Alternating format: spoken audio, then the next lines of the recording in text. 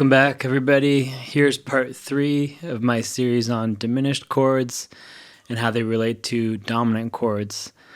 I've been doing this series because I think there's a lot of useful information out there on diminished scales and the patterns you can play and all the different ways you can sort of extract as many licks or as many devices out of those scales as possible, but there's not a lot of information out there on the context around them. And specifically when you should use one device over the other, given the context of a specific composition or a standard or a song. So I wanted to pick back up with Corcovado, which I was talking about in part 2 of this series. And if you haven't seen parts 1 and 2, it would be helpful for you to go back and watch that, because there's a lot of, I think, important information about what I'm going to talk about now. But let's pick back up here with this first movement here, where it goes da da da da da da da da da da da da. So in conventional, jazz practice, when you see this A flat diminished chord, the corresponding scale would be this diminished scale here.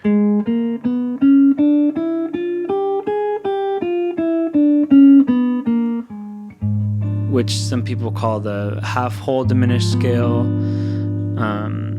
Basically, it's alternating whole and half steps. It's an 8-note scale, 1, 2, 3, 4, 5, 6, 7, 8, and then back to 1. It's basically, like a diminished triad with the major 7th. That's sort of the root chord of it. With some half steps in between. You can look at it that way. You can also look at it as like this chord and this chord played together. So A flat diminished and B flat diminished. An alternating, sequence of minor thirds. Anyway, that's a complicated explanation there. But essentially, I take issue a little bit with that scale in this context because what you have is a C sharp here, which in this context, da da da da da da da da da da da da da, to me sounds wrong with this A minor chord. So, harkening back to part 2, I made a case for thinking of this G sharp diminished here, or A flat diminished, as an E7 chord. And I think that's the better case because it explains what's happening more harmonically, which is sort of like a 1 to 5 sound. And if we take this E7, we can then use our ears to kind of fill in the half steps that would be there.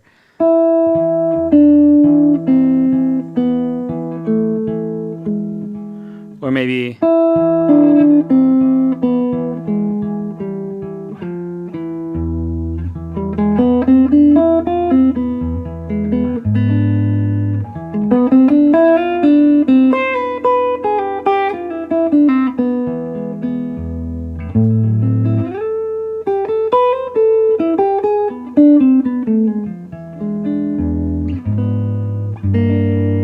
so to me, that gets more at the sound of this G sharp diminished than the actual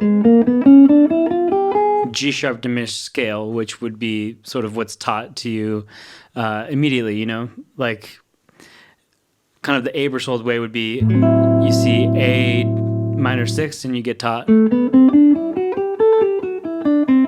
A Dorian, and then you'd see this chord, okay, great. But to me, that's kind of ignoring the relationship between these two chords. The sum of those chords is creating a tonality. So this whole series has been about essentially taking a diminished chord and trying to relate it back to a dominant chord so that we can make more melodic choices. And what I mean by melodic in this context is more lyrical. Anything can be melodic, I suppose, but a more lyrical choice, like.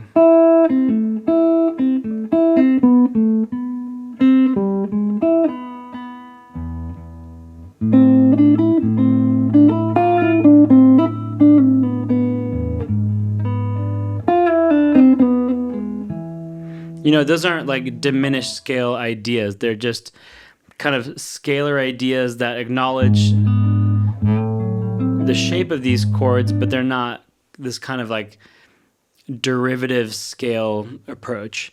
So I would encourage you, anytime you are in doubt or trying to weave these lines around these diminished chords, try and translate them out to a dominant chord. Another really common one would be like on Night and Day.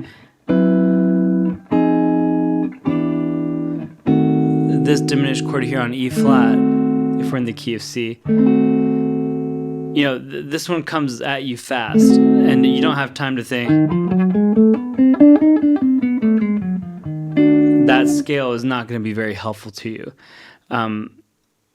I would sooner think of it as, so it's F sharp minor 7 flat 5, the minor 4, F minor, E minor 7, and then E flat diminished. I would think it'd be like a B triad.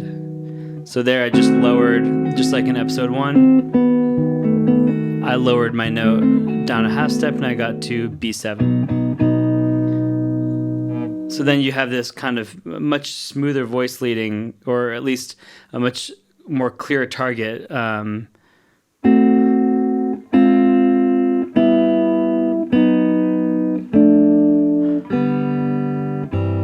me, that's a lot easier to weave lines around.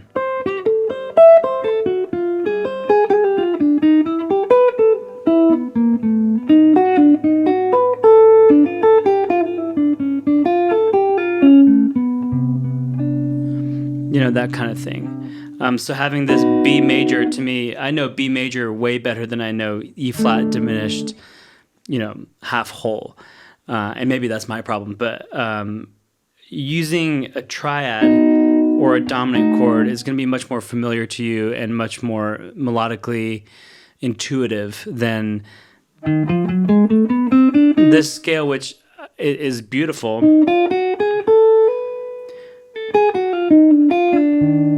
but is not as lyrical to me because it's this very kind of symmetrical shape, and it calls attention to itself. So if you have any questions about this approach, let me know.